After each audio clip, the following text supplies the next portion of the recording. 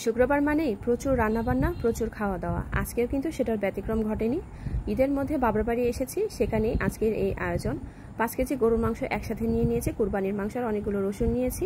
আর এই যে রোস্টের জন্য 4টা মুরগি থেকে 16 পিস হয়েছে। এইটা লেবু আর লবণ দিয়ে ভালোভাবে ধুয়ে পরিষ্কার করে নিয়েছি। তার সাথে ছিল এই যে পাঙ্গাস মাছ, নদীর পাঙ্গাস, বড় বড় পিস করে কেটে দিয়েছিল মাছওয়ালা। আমি আবার বাসায় নিয়ে এসে ভালোভাবে ছোট ছোট পিস করে কেটে নিয়েছি।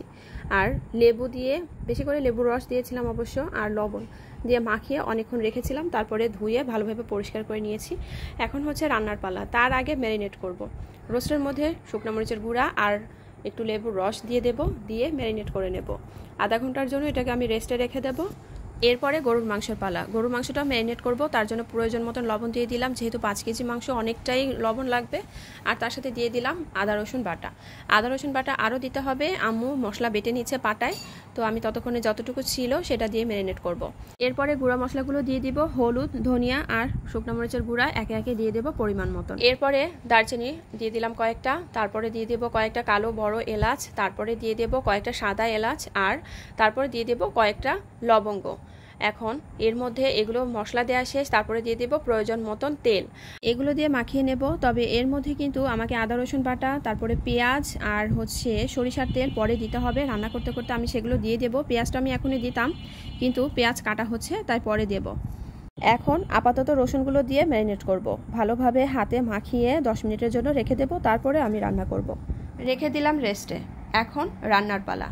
রান্না করতে এসে দেখছি জিরার গুঁড়া শেষ হয়ে গেছে, তাই অনেকটা পরিমাণ জিরা এখন হালকা লাল করে ভেজে নেব।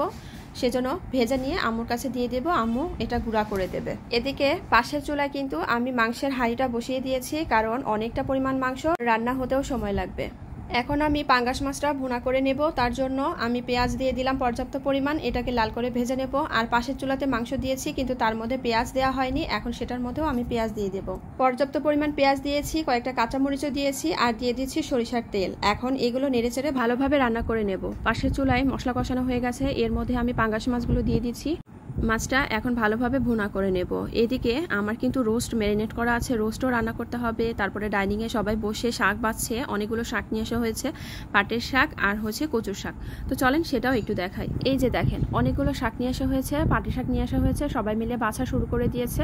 তার সাথে আছে কচুর শাক। কচুর শাকটা আজকে খাওয়া হবে না, পাটের শাকটা অবশ্য করব, কারণ সাদা ভাত থাকবে। সাদা ভাত তো এটা আমার লাগবেই, কারণ আমি পোলাও থেকে সাদা ভাতটা বেশি পছন্দ করি। তারপরে এই যে রোস্টের জন্য আমি প্রিপারেশন নিচ্ছি, রোস্টের মশলা কষাবো। এখন এর মধ্যে আমি রোস্টের মশলা দিয়ে দিলাম, তারপরে এটাকে নেড়ে চেড়ে ভালোভাবে কষিয়ে নিতে হবে। একটু পানি দিয়ে আমি নেড়ে চেড়ে নিলাম। এখন এর মধ্যে দিয়ে দেবো টক দই, 1/2 কাপ পরিমাণ টক দই আমি এর মধ্যে দিয়ে দিলাম। এখন টক দই মশলার সাথে ভালোভাবে মিশিয়ে নেব এবং বেশ কিছুক্ষণ সময় নিয়ে কষিয়ে নেব। রোস্টের জন্য যে মুরগিটা আমি ম্যারিনেট করে রেখেছিলাম, সেটা কিন্তু আমি হালকা করে তেলে ভেজে নিয়ে উঠিয়ে রেখেছি। এখন আবার এর মধ্যে আমি 1/2 কাপ পরিমাণ গুঁড়া দুধ গুলিয়ে রেখেছিলাম, সেটা দিয়ে দিলাম। এটা আবার ভালোভাবে মিশিয়ে এর সাথে কষিয়ে নেব। কষানো হয়ে গেছে, এখন ভেজে রাখা মুরগির পিসগুলো আমি এর মধ্যে দিয়ে দিলাম। এখন রোস্ট আমি রান্না করে নিয়েছি। তার মানে আজকে কিন্তু বেশ কিছু রান্না করছি। মুরগির রোস্ট, পাঙ্গাস মাছ, গরুর মাংস, শাক ভাজি, তার সাথে সাদা ভাত আছে, আর পোলাও করব। তো যাই হোক, আজকের মতন এই রেসিপিগুলো আমি করছি, কিন্তু সবগুলো রান্না সমাপ্তি করে আপনাদেরকে দেখানো হয়নি। ইনশাল্লাহ পরবর্তী ভিডিওতে আপনাদেরকে একদম পুরোপুরি ভিডিও কমপ্লিট করেই দেখাবো। তো আজকের মতন আমি শেষ করছি। আপনারা সবাই ভালো থাকবেন। আর আপনাদেরকে শুরুতে যেহেতু সালাম দেওয়া হয়নি, তাই বিদায় মুহূর্তে আপনাদের সবাইকে সালাম দিচ্ছি। আসসালামু আলাইকুম। সবাই অনেক অনেক অনেক ভালো থাকবেন, আর আমার পেজে ফলো দিয়ে আমার পাশে থাকবেন।